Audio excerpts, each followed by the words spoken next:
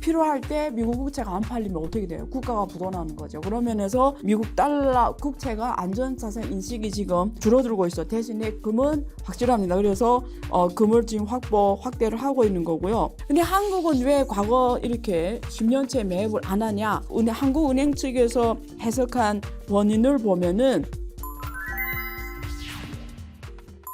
안녕하세요. 안유화의 앵글로 세상 안유화쇼입니다. 세계 경제 불확실성이 높아지면서 현재 각국 중앙은행들은 자체적인 대비책들을 마련하고 있습니다. 그중에 가장 큰 변화가 안전자산인 금 보유량 확대인데요. 특히 중국은 6개월째 금을 사 모으고 있습니다. 지금 78년 통계가 있은 이후로 최대치인데요. 앞으로 각국의 금 보유 흐름과 중국의 속내 어떻게 봐야 할까요?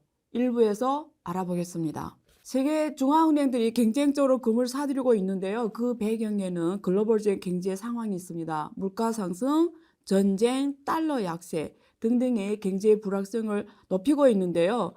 안전자산인 금을 통해 자산 다각화를 꾀하고 있습니다. 오늘 그 중국의 행보에 대해서 주목해 보고요. 반대로 한국은행은 10년째 금 매입에 나서고 있지 않습니다. 계속 그대로 유지하고 있는데 왜 한국만이 금을 추가로 매입하지 않는지 어떻게 봐야 되는지, 그리고 앞으로 브릭스 국가와 선진국 중앙은행들이 앞으로 금 보유량을 확대할 것인가, 왜일까 등등 주제로 제가 자세히 분석해 드리겠습니다. 우선 기사 몇 개 보고 갈까요? 지금 첫 번째 기사는 글로벌 중앙은행이 올해 1분기 금 매수 규모가 2000년 이후 최대 규모다, 이런 뉴스입니다. 총 228톤의 금을 1분기에 추가 매입했다 라는 기사입니다. 일단 팩터 체크니까 이렇게 말씀드리고요. 두 번째는 중국 인민은행 관련 내용인데요. 중국 같은 경우에는 미국 달러 국채는 지금 계속 줄이고 있어요. 그래서 대체로 지금 추가하는 안전자산이 금인데요. 지금 여기 순위를 한번 볼게요. 2000년에서 2021년 우리가 세계적인 금 구매 국가 순위를 보면 1위가 러시아입니다.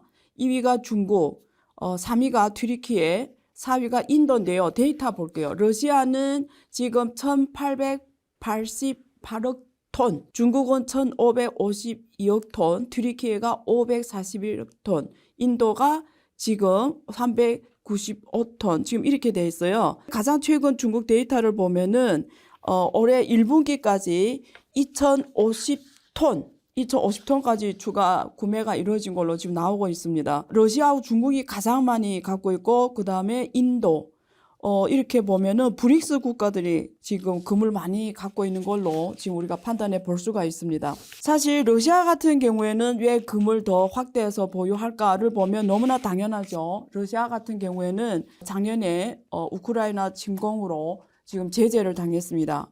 스위프트에서 대부분 은행들이 제재를 당하면서 사실은 미국 달러 의존도를 줄이고 결국은 금 보유량을 확대할 수밖에 없죠. 그런 면에서 러시아가 확대하는 건 이해가 되는데 중국 같은 경우에는 왜 이러냐? 일단 중국은 글로벌 경제 불확성이 커지고, 그 다음에 미국에서 계속 그동안 돈을 풀면서 인플레이션을 계속 상승해왔죠. 인플레이션 상승한다는 거는 달러의 자산 가치가 떨어진다는 거잖아요. 근데 중국 같은 경우는 외환 보유액이 50% 이상이 주로 미국 국채입니다. 그러면 국채란 거는 그 이자율이 있지만 만약에 인플레이션이 만약 6% 8% 넘어가면 그 이자율은 이자율이 아니잖아요. 그런 면에서 달러 약세, 그리고 전쟁 위협이 계속 커지고 있고요. 지금 중국 같은 경우는 대만 이슈도 있습니다.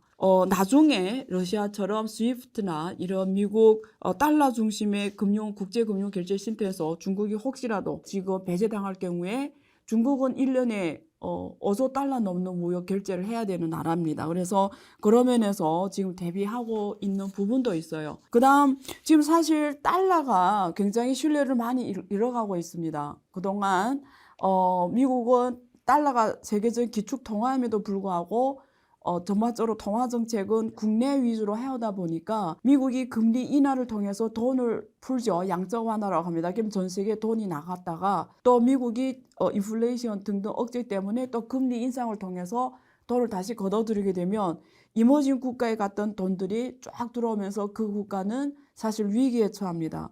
지금 각국의 경제가 미국 경제 정책에 따라서 굉장히 힘든 상황이 연출되면서 미국 달러에 대한 불신이 굉장히 커진 상황입니다. 그래서 지금 신흥국에서는 전반적으로 물가 상승 그리고 전쟁 등 불확성에 대한 세계 경제에 대비하고 그리고 과거에 안전자산을 생각했던 미국 국채가 이제는 안전자산이 아니라는 인식이 퍼진 거죠. 왜? 이번에 실리콘밸리 은행이나 이런 데서 파산을 했잖아요. 그런 거 보면서 실리콘밸리 은행은 미국 국채를 엄청 많이 보유했음에도 불구하고 파산을 했습니다. 그만큼 미국 국채가 금리가 급격하게 인상할 때는 미국 국채라도 유동성이 떨어진다는 거예요. 팔았는데 아무도 안 산다라는 거예요. 그러면 이머징 국가들이 외환보유의 대부분을 미국 국채로 갖고 있는데 필요할 때 미국 국채가 안 팔리면 어떻게 돼요? 국가가 부도나는 거죠. 그런 면에서 미국 달러 국채가 안전자산 인식이 지금 줄어들고 있어. 대신에 금은 확실합니다. 그래서 금을 지금 확대를 하고 있는 거고요. 두 번째는 이머징 국가 같은 경우에는 신용이 약합니다. 그 국가의 경제에 조그마한 문제만 딱 터지면 그 국가 환율은 널뛰기 장치가 됩니다. 근데 만약에 그 국가가 금을 많이 확보하고 있으면 사실은 굉장히 화폐의 통화 방어에 유리합니다. 그런 차원에서 일반적으로 신흥국들이 매입 확대하고 미국과 관계 안 좋은 대표적인 게 뭐 중국처럼 러시아 같은 나라들이죠. 매입 확대할 수밖에 없는 상황입니다. 근데 한국은 왜 과거 이렇게 10년째 매입을 안 하냐? 한국은 확실히 작습니다. 이제 중국 같은 경우는 지금 사실 가장 최근 데이터는 2070톤을 넘었잖아요. 근데 한국은 지금 10년째 계속 4.44톤이에요. 너무 적죠. 이상하잖아요. 왜 다른 나라 한국도 사실 환율 방어가 되게 중요한 나라인데 한국 외환 보유액 중에서 이렇게 금 보유량이 작을까? 지금 전체 외환 보유액에 차지하는 비중이 1.46%밖에 안 됩니다. 한국은행 측에서 해석한 원인을 보면은 금은 굉장히 신용, 안전자산 면에서 확실하지만 또 단점이 있어요. 한번 사놓으면 수시로 매매하기 힘듭니다. 미국 국채는 미국 자본시장에 들어가서 수시로 리얼타임으로 매매하기 좋은데요. 금은 사실 솔직히 팔고 나서 시장에 달러를 공급하는 역할을 하기는 한계가 있습니다. 그런 면에서 유동성이 떨어지는 부분이 있고 또 보관 비용도 많이 들거든요. 그리고 금을 사야 되냐 말아야 되는 좀 복잡한 문제예요. 그래서 각국에서는 금 보유량을 공개하지 않아요. 되게 민감한 문제이기도 해요. 근데 어쨌든 국제금융시장의 여건에 따라서 그리고 외환 보유액 규모, 투자 다변화 등등 차원에서 금을 전략적으로 얼마 보유할지는 굉장히 큰 주제입니다. 근데 확실한 거는 달러 전반적인 선진국도 확대하고 금 보유량 늘리고 중국도 브릭스 국가도 늘리고 이머징을 늘린다는 거는 달러 자산에 대한 특히 달러 국채가 안전자산 인식이 많이 변했다라고 말하고요. 그만큼 경제의 불확성이 커졌고 글로벌에 안전자산에 대한 수요가 넘쳐남에도 불구하고 확실한 안전자산은 사실 보이지 않는 상황입니다. 그래서 대안으로 지금 금밖에 없는 상황이다. 지금 그렇게 해석이 됩니다. 근데 저는 오늘 이 시점에 깊게 좀 분석해 드리겠습니다. 우리가 보통 전 세계에서 어떤 통화체 속에서 하냐면 다 아시다시피 미국이 세계 중앙은행 역할을 합니다. 달러가 세계 기축통화잖아요. 그래서 미국 용준에서 달러를 푸냐 안 푸냐에 따라서 글로벌 신흥국 경제가 크게 달라지는데요. 이게 미국 중심의 달러 기축통화 체제에서는 신흥국들은 일반 어떤 문제에 부닥치냐면 우리가 전문용어로 불가능의 삼각정리라고 합니다.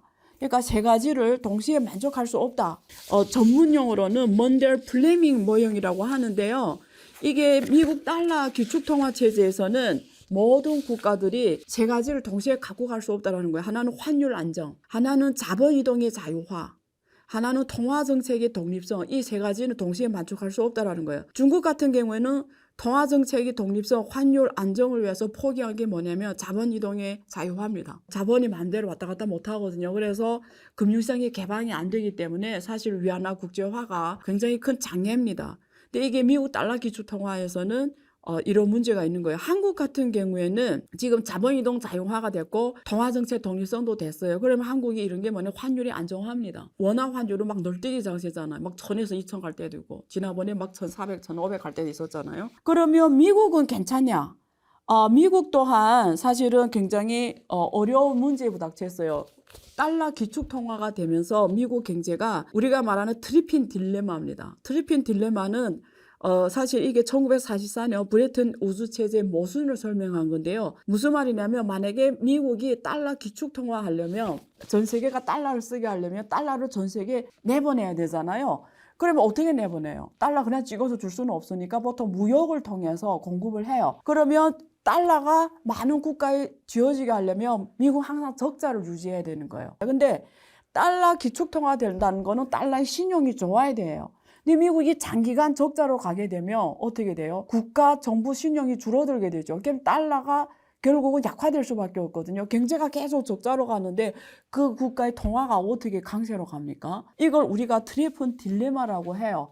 그래서 사실은 그동안 미국이 패권 국가로 자리한 이후로 이 트리핀 딜레마에서 지금 벗어나지 못하고 있습니다.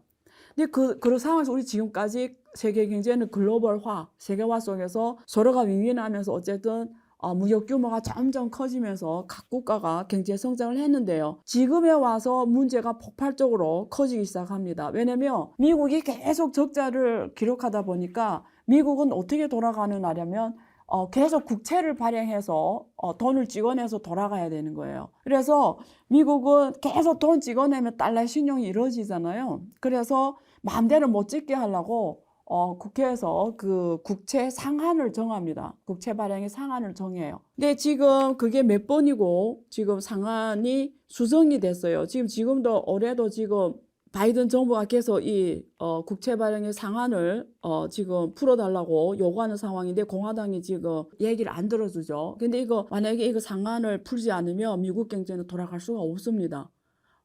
무역 경제가 무너지죠. 그래서 어차피 풀 수밖에 없는데 공화당이 어떤 대가를 요구하고 푸냐는 다른 문제지만 이 트리픈 딜레마가 이런 경제 체제가 세계적으로 계속 갈 수 있냐. 왜냐면 달러는 과거에 금에 패킹돼 있었는데 닉슨 대통령 때 그걸 사실은 포기했잖아요. 그래서 지금은 사실상 가기 힘든 체제에서 현재로서는 또 뚜렷한 지금 대안이 보이지 않습니다. 그러면 중국 같은 나라들은 어떻게 하냐면 지금 이 상황에서 탈달러화 하는 건 말도 안 되는 일이고 중국은 5조 달러 넘게 결제를 하잖아요. 근데 이런 트리플 딜레마에서 달러의 신용은 계속 떨어지고 근데 달러 외에는 선택 여지가 없고 그러면 중국이 할 수 있는 건 하나는 자국 통화, 위안화 국제화입니다. 그래서 주로 위안화 국제화를 2008년 미국발 금융위기 이후 2009년부터 본격적으로 추진해 왔고요. 그리고 전 세계에 무역 결제할 때 위안화 무역 결제 이런 걸 확대해 왔습니다. 그리고 사실은 기축 통화로서의 자리를 잡기 위해서 IMF에 발행하는 SDR 통화 체제도 지금 들어가 있고 비중이 엔화를 초과했고요. 12% 넘습니다. 지금 국제 주요 통화로서 자리매김했고요.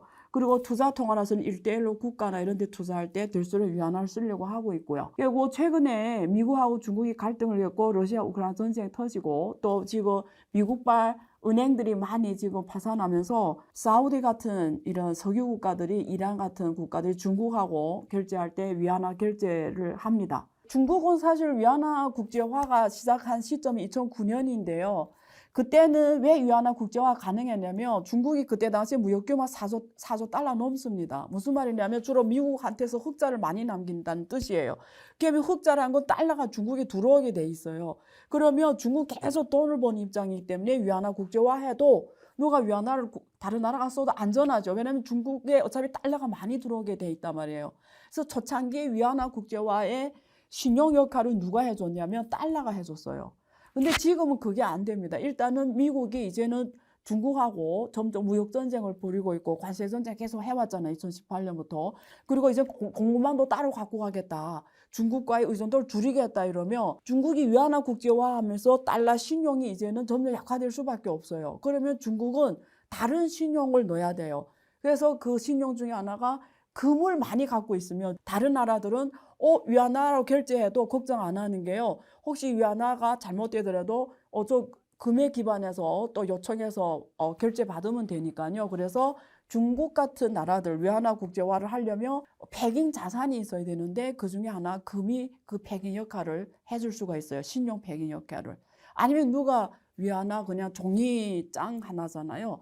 중국에 대한 신뢰가 높지 않은 상황에서 위안화 국제화는 사실 추진하기가 쉽지는 않습니다. 근데 만약에 금을 많이 갖고 있다 이러면 그 신용 보상 역할을 해주면서 굉장히 순조롭겠죠. 그래서 앞으로 전망을 해보면 달러가 앞으로 어떻게 계속 갈까는 조금 불확실합니다.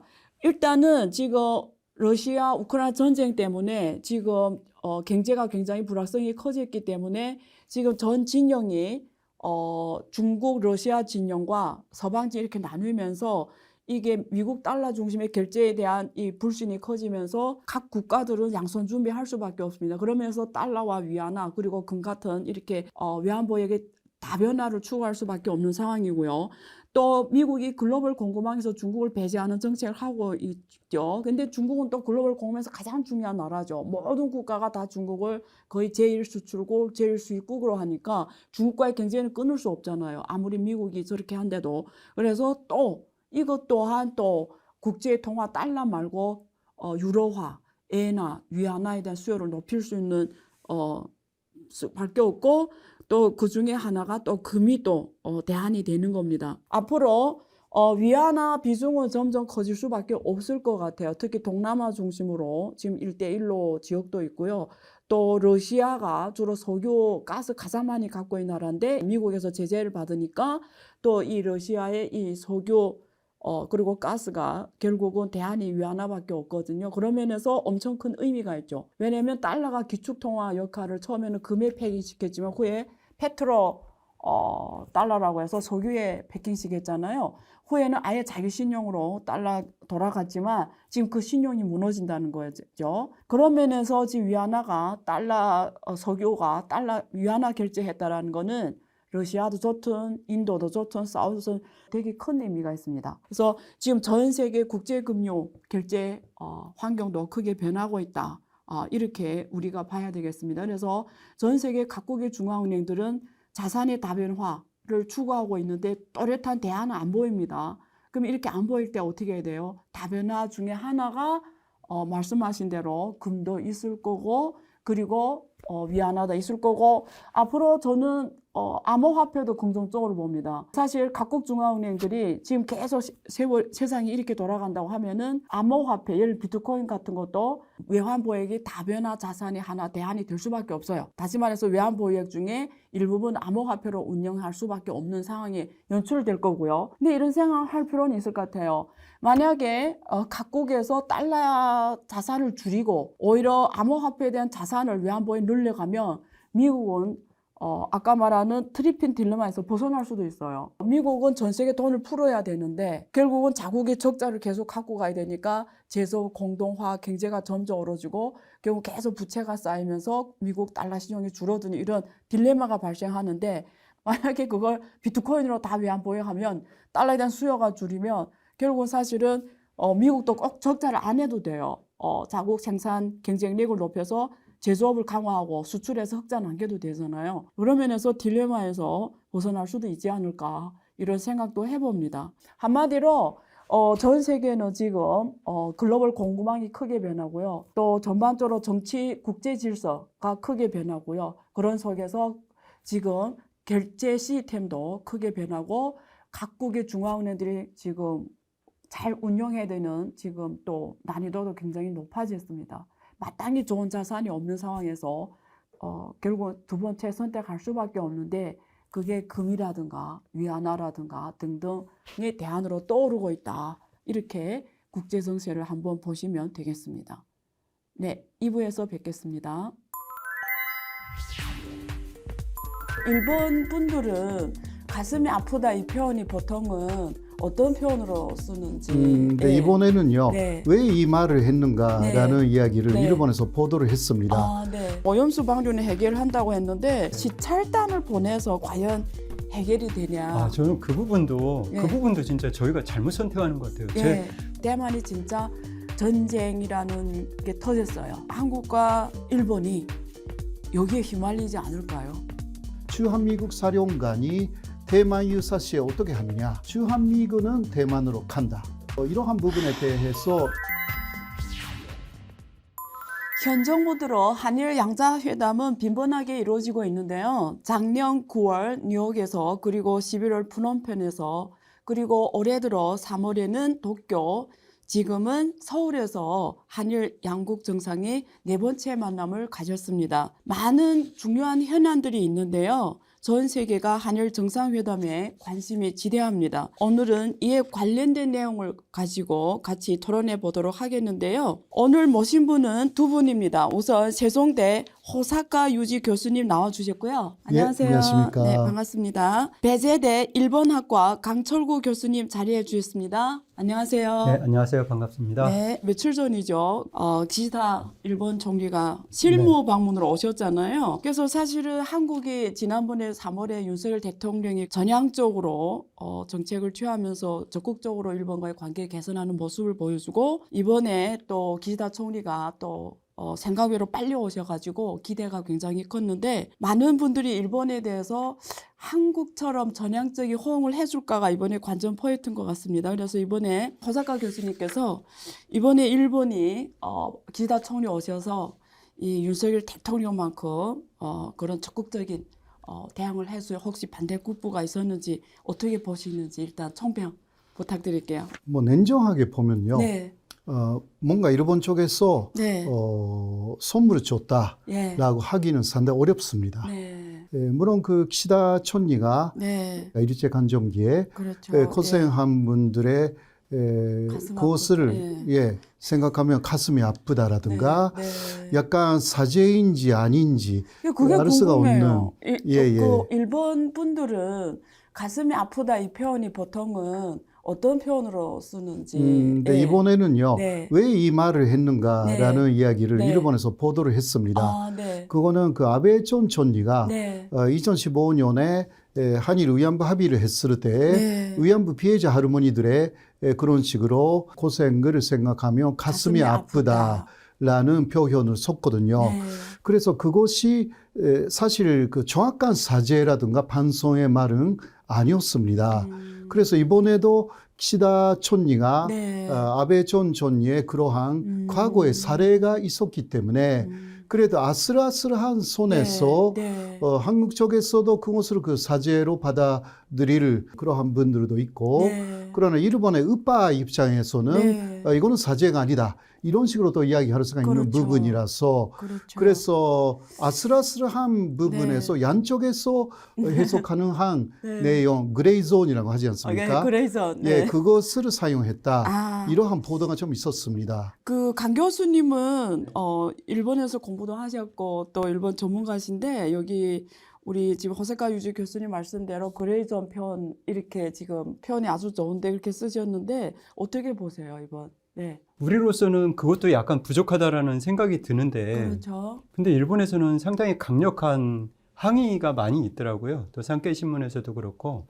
악의 일본이 예, 그렇죠. 왜냐하면 사람들이 이제 마음이 아프다라고 표현을 했을 때 그 표현이 일본이 가해자인 것처럼 보이는데 그렇게 표현을 하는 것이 잘못됐다.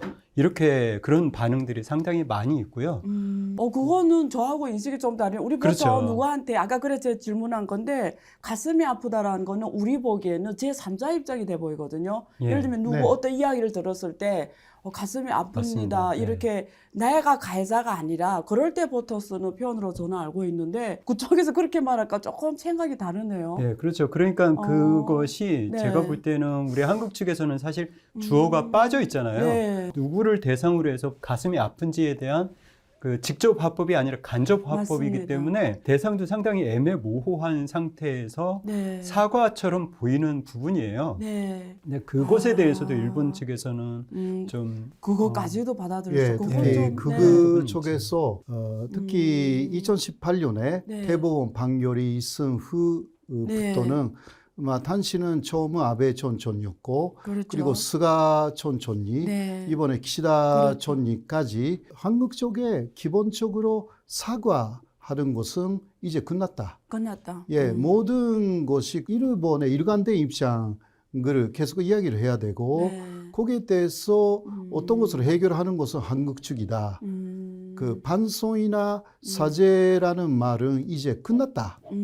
이러한 내용이 있기 때문에 네. 특히 1965년에 사실상 청구권 협정에서 모두 맞아요. 끝난 걸로. 내용을 계속 오히려 일본이 인도적인 차원에서 위안부 문제 등 그런 것은 계속 한국에 양보를 해 왔지만 앞으로는 그런 일은 없을 것이다 라고 하여서 이번에 특히 우파 쪽에서는 기시다의 그러한 말도 사죄로 보이기 때문에 하면 절대 안 되는 안 말이 된다. 없다라는 이야기가 좀 있고요. 그러나 진보 언론들도 있지 않습니까? 일본에. 네, 그렇죠. 진보 언론들은 좀 더 솔직한 그 사죄 표현이 있었으면 좋은 거 아니었을까. 오케이. 그러한 네. 그 반응도 좀 있습니다. 네. 네, 그러나 그거는 언론 쪽의 그 내용이고요.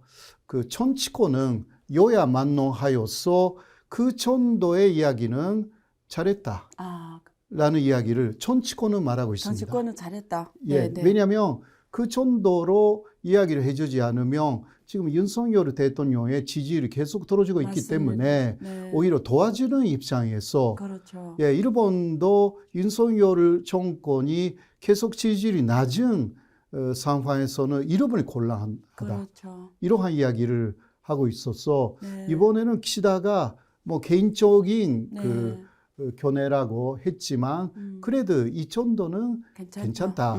그런 반응을 정치권은 보이고 있습니다. 그럼 강 교수님, 우리 한국 측에서 네. 한번 말씀 부탁드릴게요. 네. 한국에서 지금 어떻게 이걸 받아들이나요? 저는 양국의 관계가 개선되는 부분에서는 일정 부분은 진일보한 부분이 있다라고 생각을 해요. 왜냐하면 3월 16일 날 우리가 도쿄에 갔을 때는 네.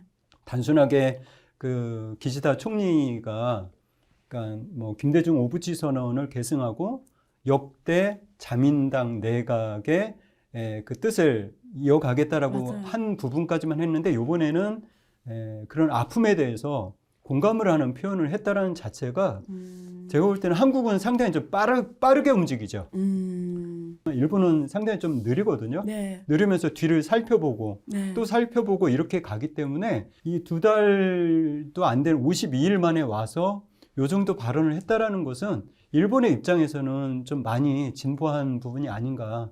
그거를 우리가 좀 받아들이면 좀 중간에서 희석되는 부분이 있어서 네. 어느 정도 뭐 이 정도면 뭐 우리 국민의 눈높이는 다르지는 못하죠. 네. 그렇지만 양국의 어떤 중간 지점에서 봤을 때는 충분히 좀 이렇게 좀 얽힐 부분이 좀 실타래가 풀린 부분이 있다라고 평가를 할 수가 있겠죠.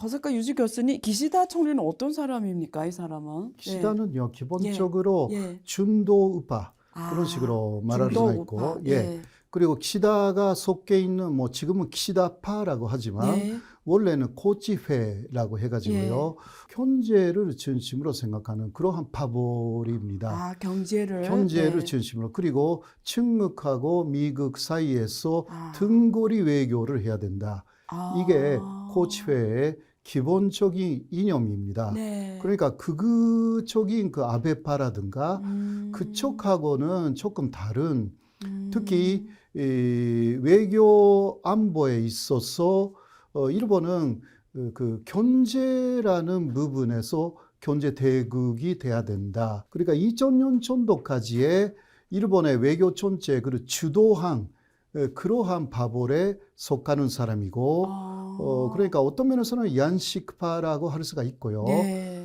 그 군사 정치 대국화를 그렇게 지향하는 사람은 아닙니다. 기본은. 아, 원래는 아닌데. 네. 근데 지금 말씀하신 거하고 사실은 중국하고 미국 간의 등거리 외교 좀 여적인데, 고시회가. 근데 사실 기시다 총리가 올라온다 한 정책 보면 완전히 중국을 배제하는 정책으로 보이는데요. 그러면 자기 보이기는 생각하고 정치 환경이 달라서 그런 건가요? 하는데, 아니면 예, 역시 예. 일본은 파벌 정치라고 했어요. 네, 네. 기시다 파벌이 그렇게 크지는 않습니다. 네. 현재요. 46명 정도. 아, 그러니까 최대 파벌 아베파 예. 96명 있기 때문에 예. 이러한 사람들의 눈치를 볼 수밖에 없는 상황이 좀 있고요.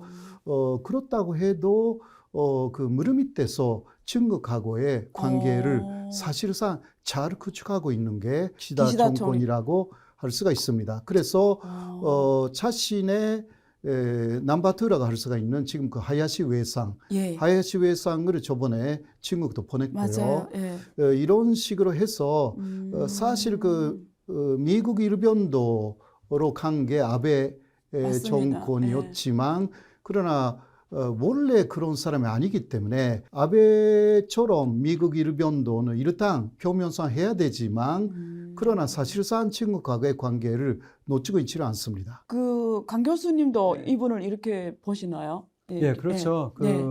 일본은 이제 네. 그 야당이라고 해서 지금 현재 입헌민주당이 있기는 있지만 실질적으로는 자민당 내에 야당의 역할을 하는 것들이 이제 파벌이 나눠져 있잖아요. 그렇죠. 그래서 뭐 지금 말씀하셨지만 맞습니다. 아베 파벌이 가장 세고 그다음 이제 아소파가 있고 지금 현재 기시다는 4위인가 5위 정도밖에 안 돼요. 그런 이제 그런 힘 중에서 내년에 또 총재 선거까지 생각을 한다라면 본인이 가지고 있는 어떤 권력을 가지고 우리나라 대통령 중심제처럼 내가 책임져 이렇게 하기에는 상당히 어려운 정치 시스템 자체가 우리나라가 네. 좀 다른 부분이 있고요. 또 하나는 기시다 총리 자체가 외무상을 거치면서 왔기 때문에 발언이 상당히 이제 외교적이죠. 네. 그래서 어떤 뭐 결단적인 단어를 쓰거나 그렇게 하지를 않죠. 그러니까 애매모호한 단어. 그렇죠. 이번에도 이제 그런 식으로 하다 보니까 중국과의 관계에서도 마찬가지인 것 같아요. 과거에는 뭐 예를 들어서 뭐 인도 태평양 전략 그렇죠. 이런 단어를 썼다가 네. 전략이라는 단어를 빼고 빼고. 그냥 자유로운 인도 태평양 이렇게 해서 네. 부드럽게 넘어가려고 하는. 그래서 실질적으로는 우리는 이제 정치와 경제가 약간 일치된 느낌이 있지만 일본은 이게 정경이 거의 분류가 되어 있어서 그렇죠. 경제는 경제대로 중국하고 큰 문제 없이 잘 돌아가고 있어요. 네. 그러면 경제 말씀이 나오셨으니까 이번에 경제 쪽은 어떻게 보십니까? 이제 5월 9일 날 네. 기시다 총리가 우리나라 6경제단체를 만나서 대화를 나눴었는데요. 실질적인 대화의 내용들은 뭐 그 이전에 다 합의를 봤기 때문에 네. 단순하게 어떤지 확인하는 정도라고 할 수가 있겠는데 중요한 것은 양국이 그러니까 2019년 7월 달에 있었던 네. 수출 규제 조치, 그러니까 일본에서는 수출 관리라고는 그렇죠. 하지만 네. 그때 당시에 수출 규제뿐만이 아니라 양국이 서로 간의 화이트리스트에서 배제를 했지 않습니까? 맞습니다. 그것을 우리가 먼저 복원을 했고 네. 일본이 이제 요번에 이제 복원하는 과정을 거쳐서 다시 2019년 7월 달 이전으로 돌아간다라는 것은 이제 보이는 이제 형식인 거죠. 그렇지만 실질적인 컨텐츠로 보면 벌써 우리 2019년도에 당했잖아요, 일본에게. 네. 그렇죠. 수출 규제와 그 핵심 반도체와 디스플레이에서 세계 품목을 그렇게 하다 보니까 사실 그 시장을 이기는 정부도 없지만 정부를 이기는 또 시장도 없어요. 그렇죠. 그러니까 기업들은 사실은 서바이벌을 합니다. 맞아요. 정부에서 아무리 규제를 한다 하더라도 예. 그래서 뭐 벨기에를 거쳐서 오든지 네. 아니면은 일본의 그 핵심 소재나 부품 기업들이 한국에 간접적인 투자를 해서 한국에 오든지 해서 어떻게든지 가능하게 되고요. 그 과정에서 우리나라에서도 일정 부분의 기술력을 갖추려고 확보. 노력을 했고 정부에서도 거기에 대한 직접적인 R&D 투자가 많이 들어갔죠. 네. 그래서 저는 상당 부분이 우리나라에서도 시간의 축적이 필요한 것들을 제외하고는 많이 올라왔어요. 그래서 이제 그런 부분에서 일본의 수출 규제를 통해서 우리나라가 엄청난 피해를 받느냐? 그렇지는 않아요. 네. 그래서 요번에 그런 양국이 수출 규제를 풀고 화이트리스트에 복원을 했다고 해서 급속하게 일본으로부터 수입이 느느냐? 그거는 별개 문제라고 봐요. 일본 기업들의 입장에서는 한국과의 경제 협력이라든가 혹은 뭐 이런 걸 어떻게 인식하고 있나요? 네. 사실 그 예. 일본 쪽에서는 그 한국의 반도체의 제조 부분, 네. 이것은 그 일본이 못 따라가는 부분이죠. 그렇죠. 네, 이 부분이 지금 중국에 있는 그 제조 부분이 네. 상당히 지금 문제가 되어 있지 않습니까? 예. 그래서 사실 그 일본은 그러한 한국 반도체의 제조 부분을 많이 유치하고 싶은 거죠. 일본 안에. 안에다가. 예. 예. 지금까지 대만 기업을 그런 식으로 유치를 했지만 그렇죠. 예. 거기에 한국의 기업도 왔으면 유치하고 좋겠다. 네. 또 그 미국의 마이크론도 그렇죠. 벌써 유치를 했습니다. 네, 네. 그런 면에서는 그 상당히 질이 좋은 제조 기술을 일본이 오히려 가질 수가 있는 것입니다. 그러나 이것은 우리 한국의 입장에서 볼 때 그렇게 벌써 일본 시장 안에서도 굉장한 경쟁이 되는 거죠. 네. 그래서 이런 부분에서 한국하고 일본이 그 경제적으로 가까워진다 하더라도 그게 오히려 일본의 이익이 될 가능성이 있지, 그 한국의 지금까지 중국 안에서 얻었던 이익을 그대로 가질 수가 있다. 네. 거기하고는 연결되어 있지는 않습니다. 그렇네요. 전체적인 수입 수치로만 봐도 한국에서 일본에 수출을 하는 것은 전체의 4.9% 그 정도로 나타나 있습니다. 무역량만 보면요. 그리고 일본 쪽에서 한국이 수입하는 것은 9.8% 정도 네. 그렇게 돼 있습니다. 예.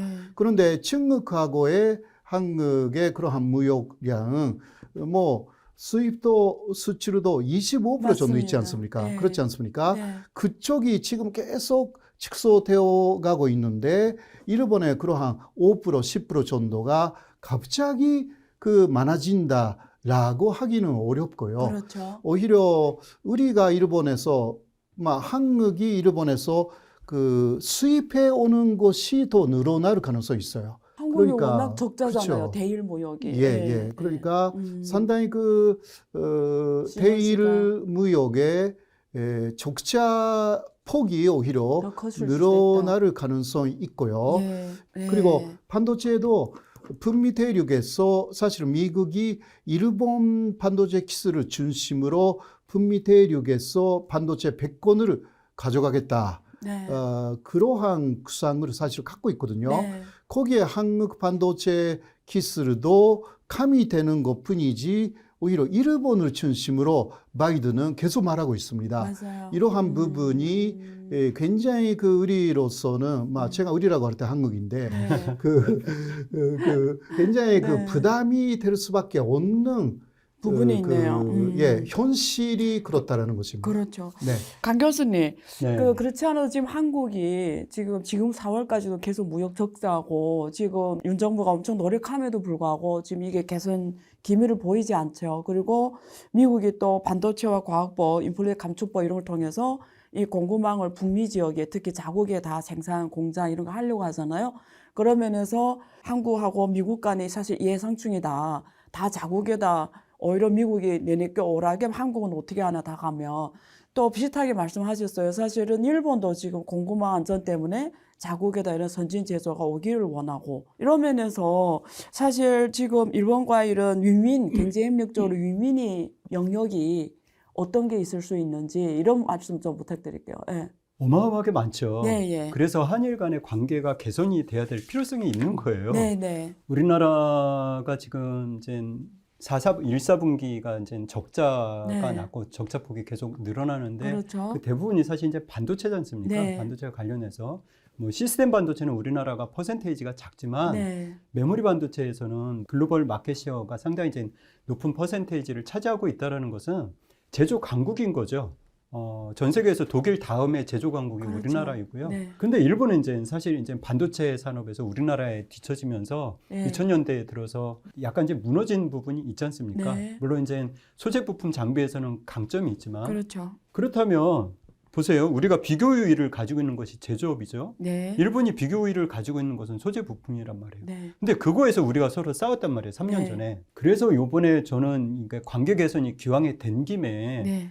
관계 개선이라는 것이 단순하게 추상적으로 그래 너하고 나하고 잘 살자 이거는 의미가 없잖아요. 네. 거기에 따른 실용적인 부분이 뒷받침이 되어야 되는데 그 뒷받침이 지금 말하는 이런 부분이 뒷받침이 돼야지 실질적으로 한국과 일본 간에 그래 협력을 잘하고 있구나 이런 모습이 보이죠.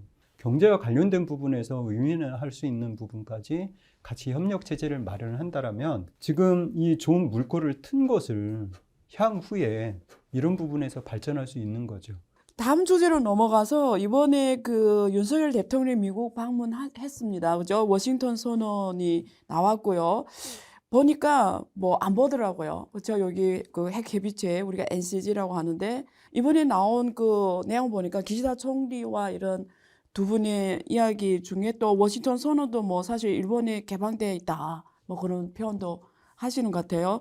지금 일본 언론이 일단 워싱턴 선언에 대해서 어떻게 평가합니까? 예, 한국 쪽에서 네. 그러니까 이번에 기시다 총리가 네. 좀 일찍 왔다. 네. 그러니까 생각외로, G7 예. 이후에 한국에 온다고 그렇게 알려져 있었는데 G7 이전에 왔다. 네. 그거는 워싱턴 선언 때문이 아닌가 라는 이야기가 한국에서는 많이 나왔습니다. 네. 그러나 일본에서는 그 이야기가 하나도 나와 있지 않습니다. 워싱턴 선언이 나왔을 때 핵협의체라는 내용을 갖다가 일본 기자들이 네. 이 마츠노 관방 장관에게 질문을 했습니다. 네. 이런 것은 그 미일 간에서도 가져야 되는 그러한 시스템이 아닌가. 마츠노 관방 장관은 그러한 이야기는 2010년부터 미국하고 일본은 계속 해왔다. 네. 별로 새로운 이야기로 받아들이지 않았습니다. 네. 그리고 사실 그 플루토늄을 추출할 수 있는 권한을 미국한테 허락받고 있는 나라는 일본입니다. 네. 잘 아시다시피 일본은 평화이온이라는 미명하에요. 플루토늄을 사실상 현재까지 많이 추출해 놓고 있습니다. 그래서 일각에서는 40분 정도 있으면 핵폭탄 만들 수가 있는 게 일본이다. 40분이면. 예. 네. 물론 그거는 아주 그 과장된 말이라고도 할 그 수가 정도로 있지만, 빨리 만들 수 있다는 그러나 한국은 그 플루토늄 추출 자체가 금지되어 있는 것입니다. 그렇죠. 미국하고의 관계에서요. 네. 그런 면에서 일본이 볼 때 워싱턴 선언은 한국이 너무 그 불안해하기 때문에 미국이 한국을 달래기 위한 하나의 그 이야기로 나왔을 가능성이 충분히 있고 핵 공유라고 핵 정보 한국에서 공유. 네. 이야기했을 때 즉각 아니다. 핵 정보 공유 정도로 이야기를 했고 맞습니다. 예. 그리고 그 전략 핵 배치에 대해서도 부정했고요. 맞습니다. 오히려 한국에 대해서는 독자적인 핵 개발을 부정하게 만들었고, 맞아요. 그리고 NPT의 규약을 지키는 것을 맹세하게 만들었고, 맞아요. 이런 면에서 일본이 볼 때 조금 그 이 워싱턴 선언에 대해서 일본 독자적으로 뭔가 코멘트를 사실상 안 하고 있습니다. 네. 그래서 기시다가 여기에 온 것도 그것 때문에 온 것은 아니고요. 아니고. 예, 그게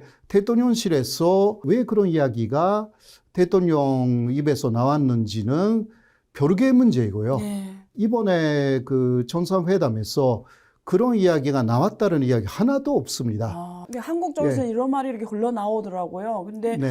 그럼 조금 다르구나 이거는. 전혀. 네, 다르네요. 그러면 일본도 그 이야기가 많이 나와야 되는데 안 나왔다는 거죠. 일본에서 나오는 이야기는 윤석열 대통령 지지율을 올리자. 네. 예, 그리고 오염수 반유 문제. 네. 이 그거에 두 가지밖에 이야기가 나오지는 않습니다. 강 교수님은 네. 지금 어떻게 보세요? 이번에 우리나라 언론에서는 이번에 기시다 총리가 한국에 온 것이 이제 그런 부분에서 일본이 껴들려고 하는 거다. 뭐 이렇게 이제 이야기를 하면 마치 진짜 우리 한국과 미국 간의 돈독한 관계가 우선순위이고 일본이 뒤처져 있는 것처럼 보이니까 기분이 좋죠. 글쎄 그러니까 그렇게 그런 용어로 그렇죠. 그런 예, 용어로. 그런데 실질적으로 G7에서는 한미일 정상회담을 해서 어떤 얘기가 오갈지 모르겠지만 네. 지금 현재 뉴스로 볼 때는 G7에서 해야 될 이야기들은 이제 fukushima 원자력 오염수 방류와 네. 관련된 부분에서 예. 한국에게 확인하는 부분을 통해서 네. 아니 그 G7 국가들 보세요. 뭐 미국하고 캐나다 빼고는 다 대서양 쪽이지 않습니까? 네. 그 나라들에서도 반대를 하는데 한국이 당연히 반대를 하는 것은 당연하겠죠. 네. 그러면은 가장 큰 영향력을 받는 한국으로부터 일본이 한국과 이런 합의를 정도까지는 했다. 그러니까 실질적으로는 우리가 찬성을 한 것은 아니지만 네. 시찰단을 가는 것까지 합의를 봤다라고 한다면 네. G7에서 아무래도 이제 일본이 의장 국가로서 테이크 이니셔티브를 하겠죠. 그런 부분에서 일본의 상당한 그 뭐라 그럴까 외교의 하나의 이제 전술적인 부분을 우리가 이제 활용이 된 것처럼 보이는 부분이죠. 지금 들을수록 제가 이렇게 토론할수록 한국은 그냥 당하고 있다. 별로 얻는 게 경제도 별로 안 보이고 안보도 안 보이는데 그러면 안 되죠. 자, 우리 그래서 허석한 유지 교수님 제가 정말 많이 기대하는데 그 보니까 오히려 지금 워싱턴 선언이 일본 쪽에서 이런 게 나왔어요. 뭐 예를 들면 이런 내용이 워싱턴 선언 동북아의 군사적 불안정성을 초래할 위험을 뭐 한층 더 높였다 이런 비판적인 기사 같은 혹시 이런 거 나왔나요? 아사신문이라든가 예. 도쿄신문도 그렇고요. 중간 혹은 진보계에서는 이런 식으로 하여서 오히려 북한의 핵 위협이 계속 더 그 고도화될 수가 있고 북한하고 실질적인 대화에 나서야 되는데 그냥 네. 말만 하고 우리는 그 대화에 그 문이 열려 있다. 이 말만 하고 아무것도 안 하고 있다. 그리고 또 미국이라는 그러니까 한미일이라는 것은 그 가치의 동맹 그렇게 해가지고 자유민주주의 이 동맹으로 계속 간조를 하는데 그러나 나머지 세계는 권위주의 세계가 있고 중국이나 러시아죠. 맞습니다. 그리고 또 글로벌 사우스라고 하는 그러한 중간지대. 네. 그 중간지대가 지금 뭐 오히려 중국하고 대단히 가까운 인도 나라들도 같은 나라들. 예, 많이 나오기 시작하고 있고, 근데 미국은 쇠퇴하는 나라다. 네. 그런 시각이 세계적인 시각이다. 아. 그러니까 일본이 오히려 걱정하는 부분은 네. 한국이 이런 식으로 그 가치의 동맹이라고 해가지고 미국, 일본도 로 가는 것이 그 옳은 선택이냐 오히려 일본이 걱정하고 있습니다. 이번 19부터 20일까지 히로시마에서 G7 회의가 열립니다. 그리고 기시다 총리께서 우리 윤 대통령 지금 정식 초청한 거고요. 그래서 한미일 정상회담도 열리는 걸로 알고 있습니다. 어떻게 전망하시고 그리고 여기에서 어떤 한국 측면에서 어떤 좀 지혜로운 전략을 취해야 될지 말씀 부탁드리겠습니다. 아무래도 그 이번에 G7은 히로시마에서 열리고요. 네. 그리고 키시다가 히로시마 출신입니다. 네. 그래서 키시다는 원래 그러니까 원폭으로 맞은 네. 그러한 경험이 있는 그 히로시마를 평화의 도시로 그러니까 핵이 없는 세계 그렇죠. 평화라는 것을 그 키시다는 이번에 메시지로 내고 싶어 합니다. 그렇죠. 사실. 예. 네, 그런 면에서는 그 한미일 군사안보 건조가 너무 더 간조되어도 이번에 안 G7에 맞네요. 오히려. 맞지는 않죠. 예.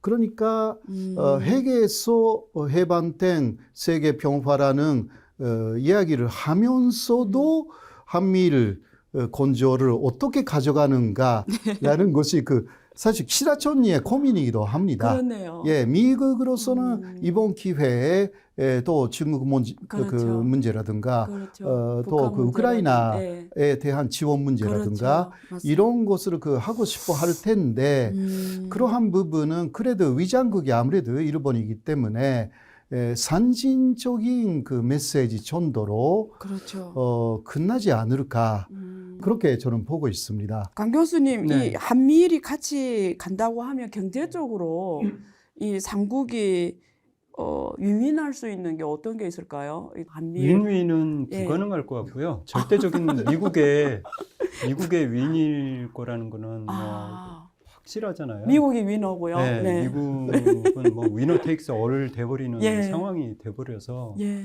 실질적으로 한미일의 의제 자체는 북한과 중국인 것 같아요. 네. 그 부분에서 어떻게 이 한미일이 어떻게 결속을 할 것인가. 제가 이렇게 결국 그런 거죠. 우리는 북한에서 핵을 그러니까 뭐 탄도미사일을 쏜다라고 할 때에 우리의 정보가 미국과 공유를 하고 있죠. 일본도 공유를 하고 있지만 우리와 일본은 공유를 하지를 못하죠. 네. 동맹국가가 아니니까. 네. 그러니까 항상 미국에게 이 정보가 간 다음에 다시 돌아오니 네. 시간이 걸리지 않습니까? 그렇죠. 그 시간을 줄이자라는 게 이번에 G7의 의제 중에 하나라고 알고 있어요. 네.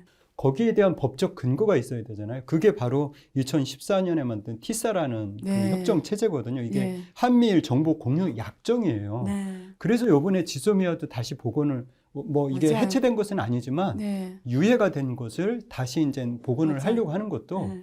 그런 부분에서 정보 공유인 거죠. 그런데 방금 전에 말씀드린 것처럼 한미일이 경제 체제에서도 함께 한다라고 했을 때 거기에 대한 가장 많은 베네핏은 미국이 가져가고 네. 정보 공유를 할 때에도 네. 가장 많은 정보를 가지고 오는 것은 미국과 미국이고. 일본이에요. 네. 왜냐하면 북한은 우리 머리 위에 있기 때문에 네. 그 정보는 우리가 가장 많이 가지고 있습니다. 네. 휴민트라는 정보도 네. 북한에서 탈북자라든가 정보는 다 우리가 가지고 있어요. 예. 이 정보를 공유하면 결국은 비대칭적인 관계가 돼버리는 상황이라 상당히 진퇴양난입니다. 참 얘기할수록 어렵네요, 이거. 근데 어쨌든 이번에 그거는 좀 이제 우리 교수님도 말씀하셨지만 오염수 방류는 해결한다고 했는데 시찰단을 보내서 과연 해결이 되냐. 아, 저는 그 부분도 예. 그 부분도 진짜 저희가 잘못 선택하는 것 같아요. 예. 저는 제가 개인적으로 이번에 우리가 시찰단을 간다고 그랬잖아요. 예. 검증단이 아니잖아요. 그러니까 시찰단은 저희가 눈 가리고 시찰만 아웅이란 표현이 있죠. 눈 가리고 아웅. 예, 좀 그러니까는 그런 느낌? 네. 우리로서는요. 네. 어느 것도 이익이 되는 게 없어요. 이거를 경제학에서는 죄수의 딜레마라고 그러잖아요. 네. 게임 이론에서 네. 이거를 선택해도 손해고 저거를 선택해도 손해입니다. 네. 시찰단 가가지고 예를 들어서 예. 일본이 원하는 대로 일본에 이번에 기시다 총리가 그 며칠 전에 와서 기자회견 할 때 네. 알프스라는 특정 프로그램에 대해서 언급을 했거든요. 네. 그러니까는 오염수 방류되는 것을 한번 걸른다라는 거죠. 그렇게 할 때 우리 인체와 바다 생태계에 영향이 없다라고 합니다. 네. 그렇게 하는 것을 우리가 가서 시찰을 하는 거죠. 그래서 아 그렇구나라고 답변을 하잖아요. 그럼 우리에게 이익이 되는 게 뭐가 있나요? 근데 문제가 있다라고 한다면 IAEA에서 보장을 했기 때문에 일개 국가가 반대하는 것에 대한 의미를 부여를 하지 않겠다라는 겁니다. 그러면은 6월 달에 이제 최종 보고서가 IAEA에서 나오게 되죠. 네. 7월 달서부터 30년간 방류를 하게 되죠. 네. 그러니까 우리가 이번에 시찰단을 가는 것은 가서 반대를 해도 의미가 없고요. 찬성을 해도 아무런 이익이 없어요. 그러니까 그러네요. 완전히 죄수의 딜레마에 걸려있는 그러네요. 것에 우리가 이번에 올가미에 잡힌 거예요. 네. 그 지금 보니까 뭐 43개 정도의 나라가 사실 후쿠시마 수산물 수입 금지 해제를 했다고 하는데 일본 정부가 오히려 수출하지 말아라 이래서 지금 안 한다고 뭐 이렇게 지금 자료가 나와 있는데 일본 사람들이 입장에서 이 문제를 어떻게 보나요? 예, 그래서 네. 여론조사를 하면요. 예. 일본 사람들도 50% 이상이 예. 이 오염수 반유에 반대하고 있습니다. 아. 예. 그 이유는 그 여러 가지가 있는데요. 네. 먼저 확실하게 검증이 되지 않았다. 투명하지 않다. 네. 기타 여러 가지 도쿄전력이 지금까지도 여러 가지 사기 행각을 벌인 것이 뉴스에 나오기도 했고요.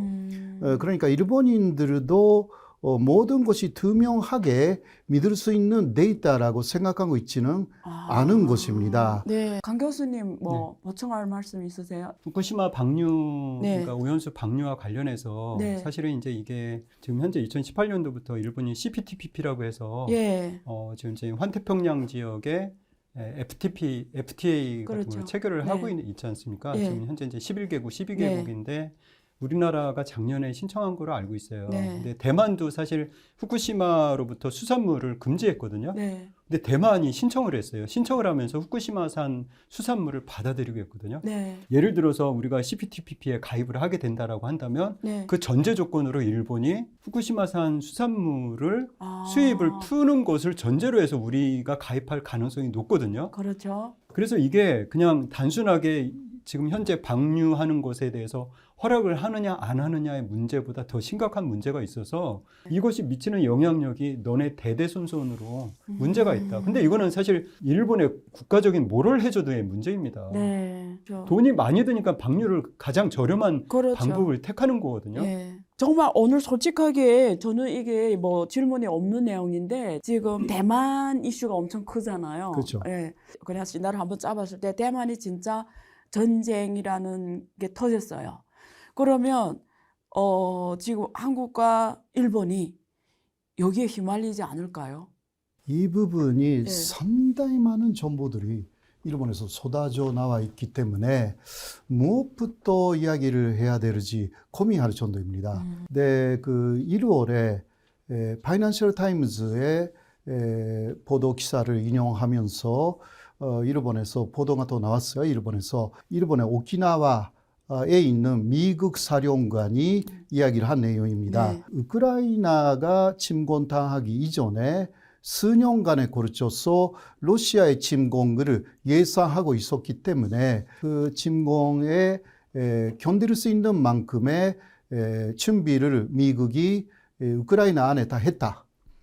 지금 그러한 작업을 일본 그리고 주변 나라에 하고 있다. 그러면 그거는 중국의 대만 침공이라는 것을 가정하여서 벌써 준비하고 있다라는 이야기고 그 준비 상황이 다 눈으로 볼 수가 있습니다. 한국에서는 많이 보도가 되어 있지 않지만 네. 일본의 kyushu 남쪽에 있는 오키나와 중심으로 하는 그 조그만 섬들이 많지 않습니까? 네. 거기에 미국의 미사일 기지가 많이 지금 만들어지고 있습니다. 그거는 그 대만 유사시를 정확하게 일본이 지금 준비하고 있는 것이고 네. 그곳을 주도하고 있는 것이 미국이다. 네. 라는 것이고 네. 그리고 지난해 9월에 주한미군에 대해서 여러 기자들이 질문을 했습니다. 주한미국 사령관이 대만 유사시에 어떻게 하느냐? 주한미군은 대만으로 간다. 자, 그러면 주한미군이 편대기 있지 않습니까? 네. 편대기를 중심으로 왔다 갔다 하게 되잖아요. 그렇죠. 중국은 그 편대기를 가만히 놔둘까요? 안 놔두죠. 예, 그때야말로 자동적으로 그 한국하고 중국의 전쟁이 시작되는 것입니다. 그렇죠. 예, 그때 북한 문제까지 겹치면 이게 큰일 나는 것입니다. 그렇죠. 예, 그래서 이러한 부분에 대해서 대비가 절대적으로 현재 필요한 상황이고요. 네. 그런 식으로 전쟁으로 향해서 가는 부분은 언젠가 완전히 스탑시켜야 되는 거죠. 맞습니다. 그쪽에 힘을 한국은 노력해야 되고요. 저는 사실 오늘 재미있는 게요. 일본에서 태어나셨고, 저도 중국에서 태어났었고, 한국에서 태어나셨잖아요. 그래서 오늘 주제가 뭐 주로 한국, 일본 주제였지만 사실 또 우리가 한중일이네요. 가장 중요한 그러네요. 아시아에서 네. 가장 중요한 한국, 중국, 일본 이런 지금 내용이 되는 것 같은데 이런 토론은 저는 계속 있었으면 좋겠어요. 그래서 너무 재밌었고요. 앞으로 자주 모시겠습니다. 네, 이런 토론을 많이 해서 우리가 서로 좀 아시아 운명을 위해서 지혜를 모아야 될 때인 것 같습니다. 감사합니다. 네, 고맙습니다. 네. 감사합니다. 네, 시청해 주셔서 감사합니다.